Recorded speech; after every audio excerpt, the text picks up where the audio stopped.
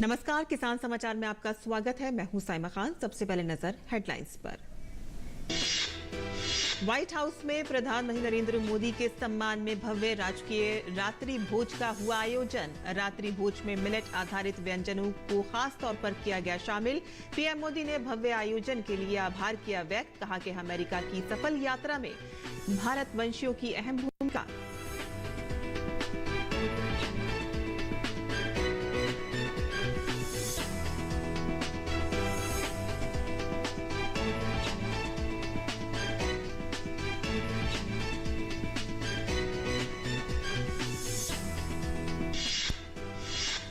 अमेरिकी राष्ट्रपति Joe Biden के साथ साझा बयान में प्रधानमंत्री ने जलवायु परिवर्तन की चुनौतियों से निपटने के लिए भारत की प्रतिबद्धता दोहराई। दोनों देश स्वच्छ व हरित ऊर्जा के क्षेत्र में सहयोग करने पर हुए राजी।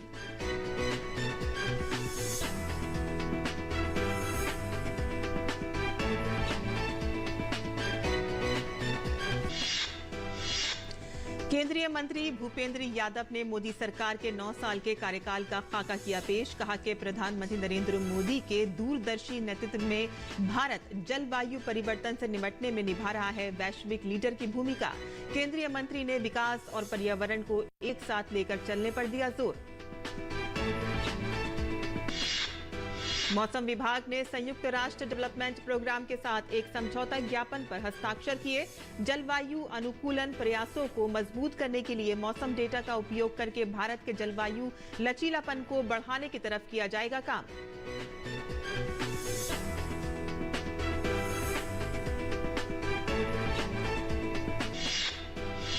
पीएम किसान मोबाइल ऐप के शुभारंभ के साथ ही किसानों को मिली एक और सौगात। ऐप से फेस ऑथेंटिकेशन फीचर का उपयोग कर किसान दूर दराज घर बैठे करवा पाएंगे ई-KYC।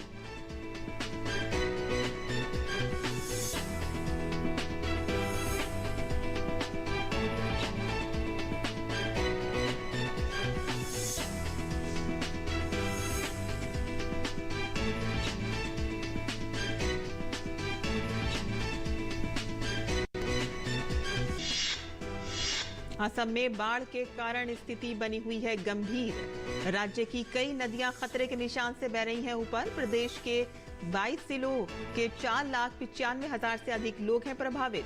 एनडीआरएफ, एसडीआरएफ, स्थानीय प्रशासन की टीमों द्वारा राहत और बचाव कार्य जारी।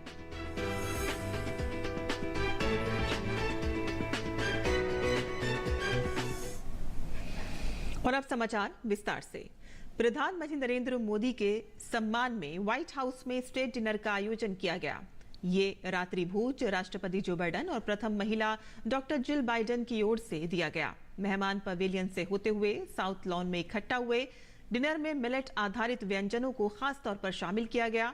गौरतलब है कि भारत की पहल पर साल 2023 को इंटरनेशनल मिलेट ईयर के रूप में मनाया जा रहा है।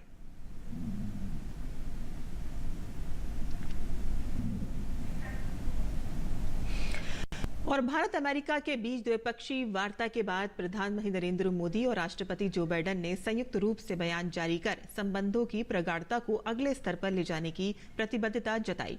प्रधानमंत्री ने जलवायु परिवर्तन की चुनौतियों से निपटने के लिए भारत की प्रतिबद्धता, स्वच्छ व हरित ऊर्जा के क्षेत्र में सहयोग, प्रायोजित और आतंक के किसी भी स्वरूप के खिलाफ दोनों देशों के बीच सहयोग बढ़ाने पर चर्चा की। हमारे सभी साझे प्रयासों का मूल मंत्र है लोकतंत्र और लोकतांत्रिक मूल्यों तथा व्यवस्थाओं को सशक्त करना। विश्व के दो सबसे बड़े लोकतंत्र भारत और अमेरिका मिलकर विश्व शांति, स्थिरता, समृद्धि में महत्वपूर्ण सहयोग दे सकते हैं। वैश्विक अनिश्चितताओं के बीच भारत और अमेरिका ट्रस्टेड पार्टनर्स की तरह रिलायबल, सिक्योर और रेजिलिएंट ग्लोबल सप्लाई चेन और वैल्यू चेन तैयार करेंगे। आज अमेरिका भारत का सबसे बड़ा ट्रेड पार्टनर है। हमने निर्णय लिया है कि व्यापार से जुड़े लंबित मुद्दों को समाप्त कर नई शुरुआत की जाए। Artificial intelligence, semiconductors, space, quantum और टेलीकॉम जैसे क्षेत्रों में अपना सहयोग बढ़ाकर हम एक मजबूत और फ्यूचरिस्टिक साझेदारी की रचना कर रहे हैं। भारत और अमेरिका के बीच करीबी रक्षा सहयोग हमारे आपसी विश्वास और साझा रणनीतिक प्राथमिकताओं का प्रतीक है। पुराने समय के बायर सेलर्स रिलेशनशिप पीछे छोड़कर आज हम ट्रांसफर ऑफ टेक्नोलॉजी, को डेवलपमेंट और को प्रोडक्शन की तरफ बढ़ चुके हैं। जनरल इलेक्ट्रिक द्वारा भारत में टेक्नोलॉजी ट्रांसफर के माध्यम से इंजन बनाने का निर्णय एक लैंडमार्क एग्रीमेंट है। आज हमने आर्टेमिस अकॉर्ड्स में शामिल होने का निर्णय लेकर हमारे स्पेस कोऑपरेशन में एक लंबी उड़ान भरी है। संक्षेप में कहूं तो भारत और अमेरिका की साझेदारी के लिए even sky is not the limit. Ukraine के घटनाक्रम के शुरुआत से ही भारत ने डायलॉग और डिप्लोमेसी के माध्यम से इस विवाद को सुलझाने पर जोर दिया है। हम शांति की बहाली के लिए हर संभव योगदान देने के लिए पूरी तरह से तैयार हैं। आगे बढ़ते हैं, जहां केंद्रीय कृषि मंत्री नरेंद्र सिंह तोमर ने गुरुवार को प्रधानमंत्री किसान मोबाइल ऐप लॉन्च किया, जिससे किसानों को तकनीक का लाभ तो मिलेगा ही, इसके अलावा केवाईसी, आधार से लिंक एवं भूमि रिकॉर्ड, साथ ही पारदर्शिता लाने में ये ऐप महत्वपूर्ण भूमिका निभाएगा। इस ऐप को गूगल प्ले स्टोर से डाउनलोड किया जा सकता है। केंद्रीय कृषि एवं किसान कल्याण मंत्री नरेंद्र सिंह तोमर ने केंद्र सरकार की महत्वाकांक्षी व किसानों को आय सहायता के लिए लोकप्रिय योजना प्रधानमंत्री किसान सम्मान निधि के अंतर्गत फेस ऑथेंटिकेशन फीचर का पीएम किसान मोबाइल ऐप का शुभारंभ किया। इस मोबाइल ऐप में किसानों के लिए ढेर सारी सहूलियतें हैं। भारत सरकार ने टेक्नोलॉजी का उपयोग करके यह जो ऐप बनाया है, उससे काम काफी सरल हो गया है। भारत सरकार ने सभी आवश्यक सुविधाएं राज्यों को उपलब्ध करा दी हैं। अब राज्य ज्यादा तेजी से काम करेंगे तो सभी हितग्राहियों तक पहुंच जाएंगे और निर्धारित लक्ष्य को प्राप्त कर लेंगे। आधुनिक टेक्नोलॉजी के बेहतरीन उदाहरण इस ऐप से फेस ऑथेंटिकेशन फीचर का उपयोग कर किसान दूर दराज घर बैठे भी आसानी से बिना ओटीपी या फिंगरप्रिंट के ही फेस स्कैन कर ई-केवाईसी पूरा कर सकता है। साथ ही 100 अन्य किसानों को भी उनके घर पर ई-केवाईसी करने में मदद कर सकते हैं। भारत सरकार ने ई-केवाईसी को अनिवार्य रूप से पूरा करने की आवश्यकता समझते हुए किसानों का ई-केवाईसी करने की क्षमता को राज्य सरकारों के अधिकारियों तक भी बढ़ाया है, जिससे हर एक अधिकारी 500 किसानों हेतु ई-केवाईसी प्रक्रिया को पूर्ण कर सकता है। युवाओं के जरिए भी ऐप से अधिकाधिक किसानों को जोड़ने का प्रयास किया जाएगा और निर्धारित मापदंडों के आधार पर इसमें सहायक युवाओं को कृषि एवं किसान कल्याण मंत्रालय द्वारा सर्टिफिकेट दिया जाएगा। प्रधानमंत्री किसान सम्मान निधि किसान दुनिया की सबसे बड़ी डीबीटी योजनाओं में एक है, जिसमें किसानों को आधार कार्ड से जुड़े बैंक खातों में 6,000 रुपए सालाना राशि 3 किस्तों में सीधे हस्तांतरित की जाती है। वहां 2.42 लाख करोड़ रुपए 11 करोड़ से ज्यादा किसानों के खातों में हस्तांतरित किए जा चुके हैं, जिनमें 3 करोड़ से अधिक महिलाएं हैं। योजना ने किसानों को सीधे वित्तीय सहायता प्रदान कर आवश्यक सुविधाओं को सुनिश्चित किया व कठिन समय में आत्मविश्वास प्रदान किया है। अब पीएम किसान पोर्टल पर आधार सत्यापन व बैंक खाता विवरण अपडेशन से संबंधित कठिनाइयों का डिजिटल पब्लिक गुड्स के प्रभावी उपयोग से समाधान हो गया। यह ऐप उपयोग में बहुत सरल है। गूगल प्ले स्टोर पर आसानी से डाउनलोड हेतु उपलब्ध है। ऐप किसानों को योजना व पीएम किसान खातों से संबंधित बहुत सी महत्वपूर्ण जानकारी भी प्रदान करेगा। इसमें नो यूजर स्टेटस मॉड्यूल उपयोग कर किसान लैंड सीडिंग, आधार को बैंक खातों से जोड़ने व ई-केवाईसी का स्टेटस जान सकते हैं। विभाग ने लाभार्थियों के लिए उनके दरवाजे पर आधार से जुड़े बैंक खाते खोलने हेतु इंडिया पोस्ट पेमेंट बैंक को भी शामिल किया है और सीएससी को राज्यों, केंद्र शासित प्रदेशों की मदद से ग्राम स्तरीय ई-केवाईसी शिविर आयोजित करने को कहा है। Bureau report, DD news. वहीं कृषि मंत्रालय ने प्रधानमंत्री किसान मोबाइल ऐप को लेकर एक वीडियो जारी किया है, जिसमें ऐप की विभिन्न विशेषताओं की जानकारी दी गई है।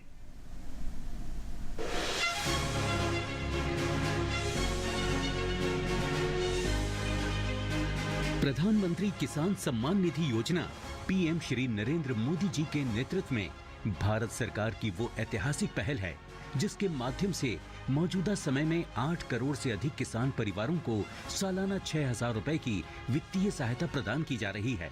ये राशि 2,000 रुपए की 3 किस्तों में हर साल किसानों के खाते में सीधे ट्रांसफर की जाती हैं, जिससे उनकी खेती संबंधी छोटी-छोटी जरूरतें समय रहते पूरी होती हैं। आधुनिक टेक्नोलॉजी के उपयोग से छोटे किसानों को कैसे लाभ होता है, इसका एक उदाहरण पीएम किसान सम्मान निधि भी है। ये विश्व का सबसे बड़ा डीबीटी कार्यक्रम है, जिसमें सीधे लाभार्थियों के बैंक खाते में पैसा पहुंचता है। अंतर्राष्ट्रीय मुद्रा कोष ने भी पीएम किसान योजना के निष्पादन की सराहना की है।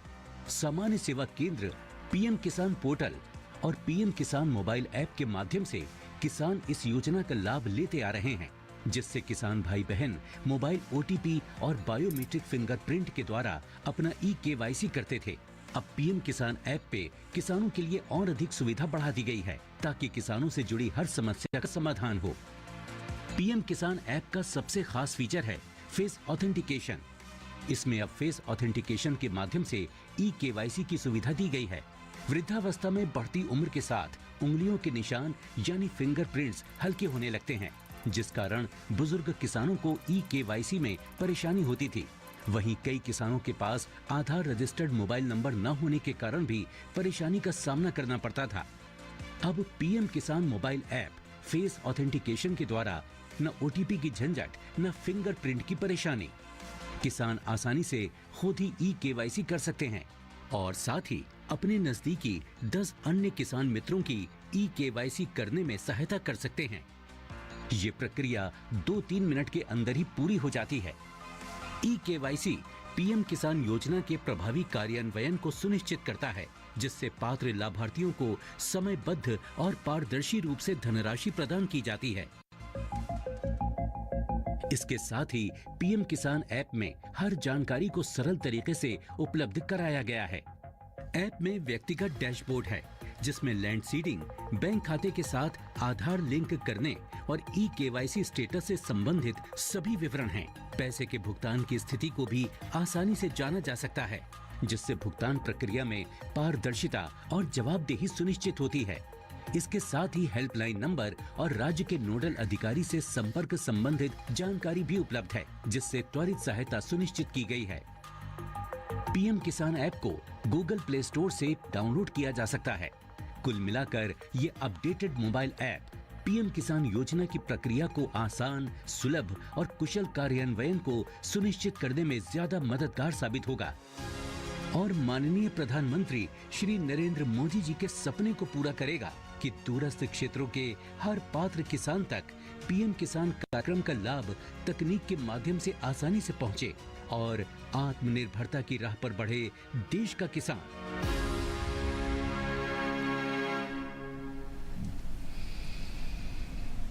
और केंद्रीय पर्यावरण, वन एवं जलवायु परिवर्तन मंत्री भूपेंद्र यादव ने मोदी सरकार के 9 साल पूरे होने के मौके पर प्रेस वार्ता की। इस दौरान उन्होंने अपने मंत्रालय द्वारा हासिल की गई उपलब्धियों के बारे में जानकारी दी।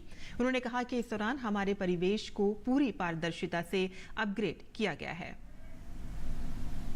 आज इतना ट्रांसपेरेंट तरीके से कि जो हमारे परिवेश का जो अपग्रेड हुआ है, उस अपग्रेड में आप एफसी, ईसी, वाइल्ड लाइफ और सीआरजेड चारों आज आप एक साथ देख सकते हैं। और इतना सक्षम होने के बाद आज फॉरेस्ट सर्वे ऑफ इंडिया की रिपोर्ट आती है कि हमारा फॉरेस्ट कवर बढ़ा है। और अगर फॉरेस्ट कवर और हमारे जो एंडेंजर्ड स्पीशीज है, दोनों का आपस में कनेक्शन है। तो एलिफेंट की संख्या बढ़ी है, टाइगर की संख्या बढ़ी है, लॉयन की संख्या बढ़ी है, बाकी भी जो हमारे प्रोजेक्ट्स हैं उनमें संख्या बढ़ रही है। भारत मौसम विज्ञान विभाग ने संयुक्त राष्ट्र डेवलपमेंट प्रोग्राम के साथ एक समझौता ज्ञापन पर हस्ताक्षर किए हैं। इस समझौते के तहत जलवायु अनुकूलन प्रयासों को मजबूत करने के लिए मौसम डेटा का उपयोग करके भारत के जलवायु लचीलापन को बढ़ाने की तरफ काम किया जाएगा और इसके तहत ग्राम पंचायत स्तर तक जरूरतों को मजबूत किया जाएगा। सिक्किम और उत्तराखंड में 18 दूरस्थ स्थानों पर ऑटोमेटेड मौसम स्टेशन और अर्ली वार्निंग सिस्टम लगाए जाएंगे। हिमाचल प्रदेश सेब उत्पादक संघ ने शिमला के कालीबाड़ी हाल में प्रदेश स्तरीय अधिवेशन कई प्रमुख फैसले लिए हैं। बैठक में हिमाचल प्रदेश सरकार से लगातार बागवानों की सुध लेने के लिए APMC एक्ट सहित 17 सूत्रीय मांगों पर विचार करने को कहा गया है। हिमाचल प्रदेश में सेब के मौसम से पहले हाल ही में शिमला में सेब उत्पादक संघ का एक राज्य स्तरीय सम्मेलन आयोजित किया गया। सम्मेलन राज्य में सेब उत्पादकों को प्रभावित करने वाले विभिन्न मुद्दों को संबोधित करने के लिए किया गया। इसमें राज्य भर से उत्पादकों ने भाग लिया। इस एक दिवसीय कार्यक्रम में किसान अपने 17 सूत्रीय एजेंडे और मांगों को लेकर अपनी रणनीति बना रहे हैं। एप्पल ग्रोवर्स एसोसिएशन के प्रदेश अध्यक्ष सोहन ठाकुर ने बताया कि सम्मेलन में सेब उत्पादकों की 17 सूत्रीय मांगों पर चर्चा की गई, जिसमें मुख्य रूप से यूनिवर्सल कार्टन को अनिवार्य रूप से लागू करना, मार्केट इंटरवेंशन स्कीम की निरंतरता शामिल है। ए ग्रेड के सेब की कीमत 80 रुपए, बी ग्रेड की 60 रुपए प्रति किलो और सी ग्रेड की 30 रुपए प्रति किलो तय करने की मांग को किसान सरकार के सामने रखने की योजना बना रहे हैं। जो है हमने 7 सूत्री मांग किया है। हम ये कहते हैं कि जो आपका APMC एक्ट है उसको लागू किया जाए, मेट्रोलॉजिकल एक्ट है उसको लागू किया जाए, जो आपका माल भाड़ा किराया है उसको किया जाए, और जो आपका जो इसके अंदर में दवाइयाँ हैं, जो खाद है उसके अंदर सब्सिडी बहाल की जाए, और जो CA स्टोर्स है उसमें जो ना किसानों को रखने के लिए जो 25% हिस्सा है उसको दिया जाए। सेब उत्पादक संघ MIS के तहत खरीदे गए सेब के बकाया भुगतान की मांग और legal metrology act 2009, the MPMC act 2005 और HP passenger and goods taxation act 1955 सहित 3 अधिनियमों को लागू करने की भी मांग कर रहा है। APMC एक्ट लागू करने, सेब की खेती में इस्तेमाल होने वाले कार्टन ट्रे, मशीनों और अन्य उपकरणों पर GST खत्म करने और छूट देने की मांग भी उठाई गई है। सेब की खेती जो एक बहुत लाभकारी थी, ये पिछले समय से ऐसी नीतियों के और प्राकृतिक कारणों से जो है ना सेब की खेती को काफ़ी नुकसान हुआ है। जो सेब की खेती है वो घाटे की खेती जो है ना होती चली जा रही है, जिसमें लागत निरंतर बढ़ी है। हाँ, वो क्या नाम बढ़ी है इसके अंदर में। उस लागत बढ़ने से जो है किसान के हाथ में आज की डेट में कुछ नहीं आ रहा है और कर्जे के इसमें जा रहा है और अपनी जीवन यापन करना मुश्किल हो रहा है। किसान यह भी मांग कर रहे हैं कि राज्य में भारी ओलावृष्टि और बारिश, बर्फबारी और अन्य प्राकृतिक आपदाओं से सेब उत्पादकों को हुए नुकसान के लिए सरकार को उच्च मुआवजा देना चाहिए। 17 सूत्रीय मांगों में सेब उत्पादक भी यह भी मांग कर रहे हैं राज्य भर के प्रत्येक विकास खंड में मृदा परीक्षण केंद्र स्थापित किए जाएंगे। हिमाचल में सालाना औसतन 5.50 लाख मीट्रिक टन सेब का उत्पादन होता है। यहाँ हजारों लोगों की अर्थव्यवस्था सेब और उनके उत्पादों पर निर्भर है। कृषि क्षेत्र में सेब की फसल पैदा होती है, जिससे राज्य को 5500 से 6000 करोड़ रुपए से अधिक का राजस्व प्राप्त होता है। Bureau report. और किसान समाचार में अब बात करते हैं मंडी भाव की और देखते हैं कि क्या रहा देश भर की मंडियों का भाव।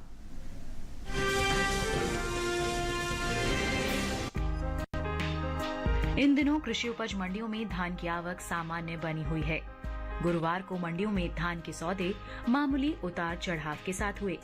भाव की बात करें तो एगमार्क नेट के मुताबिक धान का कटोरा कहे जाने वाले राज्य छत्तीसगढ़ की अभनपुर मंडी में 21 जून को धान का भाव रहा 1937 रुपए। 22 जून को इसके भाव में 6 रुपए की मामूली तेजी आई और भाव 1943 रुपए हो गया। जबकि केरल की पुल्लपल्ली मंडी में इस दौरान धान के सौदों में नरमी के साथ कारोबार हुआ। यहाँ 21 जून को धान का भाव था 2070 रुपए। 22 जून को इसके सौदे 20 रुपए लुढ़क कर 2050 रुपए पर हुए। हालांकि उत्तर प्रदेश की लालगंज मंडी में बीते 2 दिनों के दौरान धान के भाव स्थिर रहे। यहाँ 21 और 22 जून को धान 2200 रुपए पर बिका।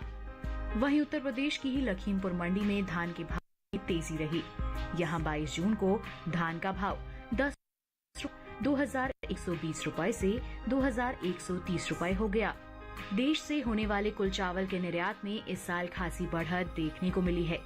एपडा के अनुसार भारत ने साल 2022-23 में अप्रैल से फरवरी महीने के दौरान करीब 2,1,93,258 टन गैर बासमती और बासमती चावल का कुल निर्यात किया है, जो बीते साल के मुकाबले कहीं ज्यादा है। बासमती चावल के निर्यात पर नजर डालें तो साल 2022-23 के अप्रैल से फरवरी महीने के दौरान बासमती चावल का कुल निर्यात 41,329 टन का हुआ है, जबकि बीते साल की समान अवधि के दौरान निर्यात 34,83,156 टन का हुआ था। वहीं गैर बासमती चावल के निर्यात में इस साल खासी बढ़त देखने को मिली है। बीते 11 महीने के दौरान गैर बासमती चावल का निर्यात बीते साल के मुकाबले 4 लाख टन से ज्यादा का हुआ। साल 2022-23 में भारत ने गैर बासमती चावल 1,60,92,000 टन से ज्यादा का किया है, जबकि बीते साल इस दौरान निर्यात 1,56,40,654 टन का हुआ था। भारत चावल का निर्यात अफ्रीका, एशियाई देशों के अलावा दूसरे कई देशों में करता है। बात धान की पैदावार की करें तो घरेलू स्तर पर इस साल धान की पैदावार रिकॉर्ड स्तर पर जा सकती है।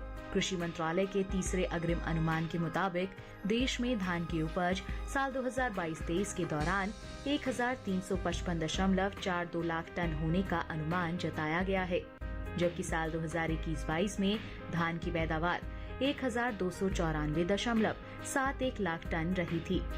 ये उपज पिछले साल की तुलना में 60.71 लाख टन अधिक है।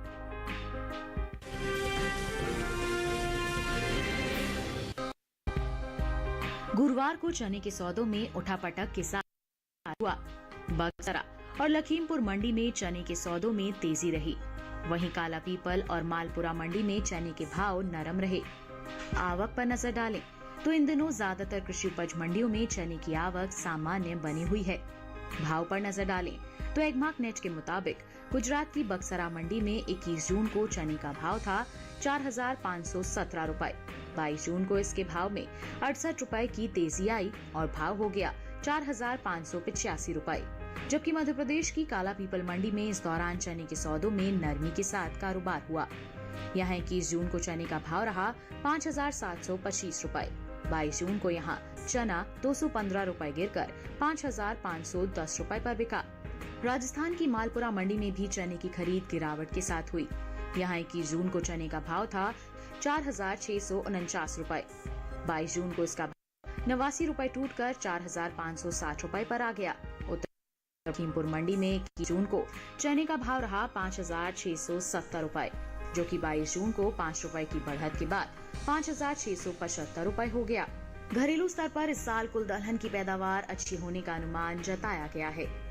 कृषि मंत्रालय के तीसरे अग्रिम अनुमान के मुताबिक देश में साल 2022-23 के दौरान कुल दलहन की पैदावार 275,04,000 टन होने की उम्मीद है, जो पिछले साल के 273.02 लाख टन उत्पादन की तुलना में 2.02 लाख टन अधिक है।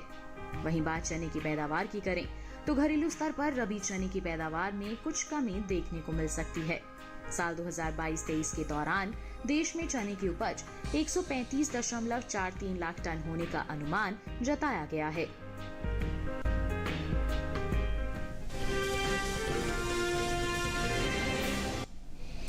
और मंडी खबर के बाद अब बात करते हैं मौसमी खेती की। किसान इस मौसम में कैसे रखें अपनी खेती का ख्याल, आइए देखते हैं।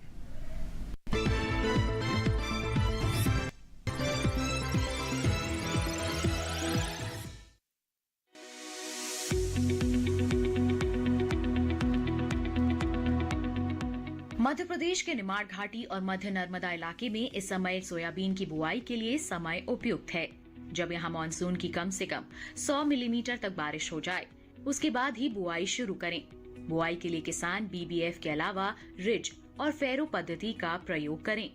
निमाड़ घाटी और मध्य नर्मदा इलाके में ही इस समय अरहर की बुआई के लिए खेत तैयार कर सकते हैं, लेकिन अरहर की बुआई से पहले बीजों को राइजोबियम और फास्फोरस में घुलनशील बैक्टीरिया से जरूर उपचारित करें। वहीं बुंदेलखंड में जिन किसानों ने अभी तक खेतों में जुताई नहीं की है, वो खरीफ फसलों की बुआई के लिए खेत तैयार कर लें। इसके साथ ही उर्वरक और बीजों की व्यवस्था भी कर लें। यहीं इस समय अरबी और भिंडी के अलावा कद्दू वर्गीय सब्जियों को रोगों और कीटों से बचाएं। बुंदेलखंड में ही ये मौसम जामुन, आंवला, अमरूद और आम जैसे फलों के पेड़ों की कलम लगाने करने के लिए उपयुक्त है। इस कार्य को कर लें किसान। यहीं अगले कुछ दिनों तक बारिश की उम्मीद है। ऐसे में यहाँ तैयार आम की तुड़ाई कर लें। सतपुड़ा के पठारी इलाके में इस समय हरी खाद के लिए ढैंचा या सनई की बुआई करें। यहीं इस समय अपनी भूमि को ध्यान में रखते हुए मक्का की संकर किस्मों की बुआई करें। यहीं किसान इस समय अगेती फूल गोभी, टमाटर, मिर्च और बैंगन की नर्सरी लगाएं। इसके साथ ही यहाँ ये मौसम कद्दू वर्गीय सब्जियों की बुआई और भिंडी की रोपाई के लिए भी उपयुक्त है। मालवा के पठारी इलाकों में अरहर की बुआई के लिए खेत तैयार करें, जबकि मूंग और उड़द की बुआई शुरू करें। यहीं अगेती फूल गोभी, टमाटर, मिर्च और बैंगन की नर्सरी लगाएं। विंध्य और झाबुआ के पहाड़ी इलाकों में सोयाबीन और मक्का की बुआई करें। झाबुआ के पहाड़ी इलाकों में ही बागों में 7 से 10 दिनों के अंतराल पर सिंचाई करें।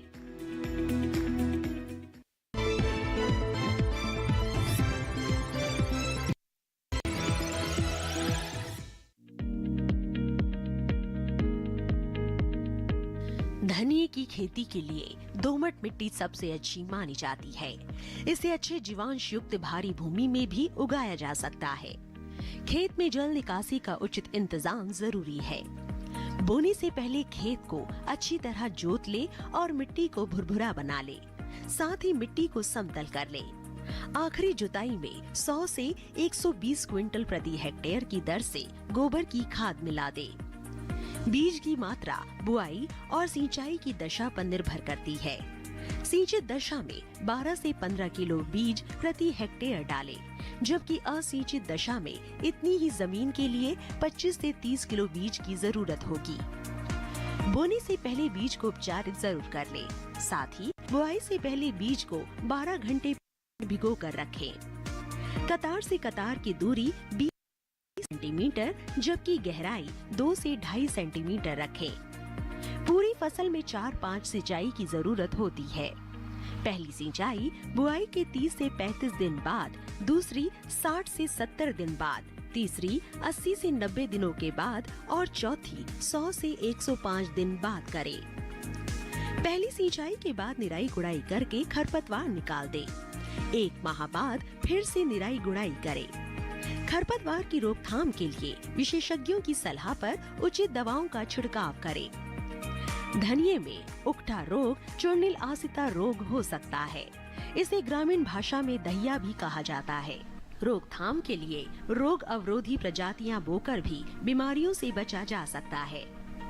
फसल चक्र अपनाना भी बेहतर रहता है, लेकिन किसान इस बात का ध्यान रखे कि फसल में किसी भी तरह की दवा छिड़काव करने से पहले कृषि विशेषज्ञों की सलाह जरूर। पूरी फसल होने पर पत्तियों की तुड़ाई सावधानी से करें। ध्यान रहे तोड़ते समय पत्तियां बर्बाद ना होने पाए। 1 हेक्टेयर जमीन से 125 से 140 क्विंटल तक हरी पत्तियां ली जा सकती है।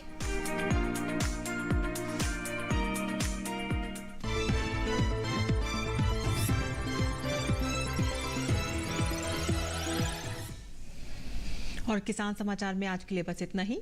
अनुमति दें। नमस्कार।